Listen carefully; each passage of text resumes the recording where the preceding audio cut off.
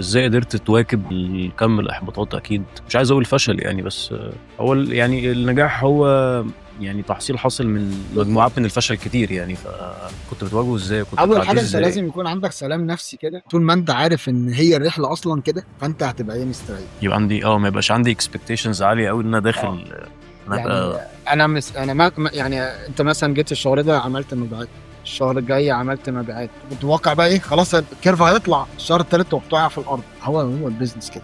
هو انت في بقى سيزوناليتيز في حاجات كتير، بس انت كبزنس لازم يبقى عندك مرونة. مرونه، ان ان انت انا تتقبل الوضع الحاضر وتعرف تتعامل معاه. اتقبل الخسارة زي ما انا تقبلت المكسب. بالظبط، ودي نقطة مهمة جدا يعني.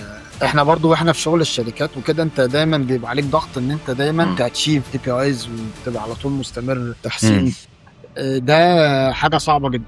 لو انت بتبدأ البيزنس بتاعك لازم تكون عندك تقبل ان هيبقى في اوقات فوق اوقات تحت، وان الخسارة دي مش حاجة وحشة، فوت تحت كتير قوي. وان التحت كتير قوي، وان لازم تعرف ازاي تاخد الخساره دي وتبقى هادي، لان الناس كلها الفريق اللي معاك بيبص لك، فلازم انت تبقى هادي وتعرف ازاي تاخد انت العبء ده على نفسك وتاخد انت الخساره دي وتطلعها الربح بالفريق من غير ما تاثر على الفريق. ممكن انا مثلا لو الخساره دي مم. تطلع مشاكل كلها في الناس، مم. هتخسر. ما ينفعش تعمل كده. مم. فانت لازم يكون عندك الريزيلينس او المرونه، ان انت ايه تبقى عارف ان هي رحله كده، وان باذن الله تبقى عندك ايمان ان في اخر الرحله هتاخد ثواب كل اللي انت عملته ده، كل التعب ده انت مؤمن ان في الاخر هيجي لك ناتج 100%.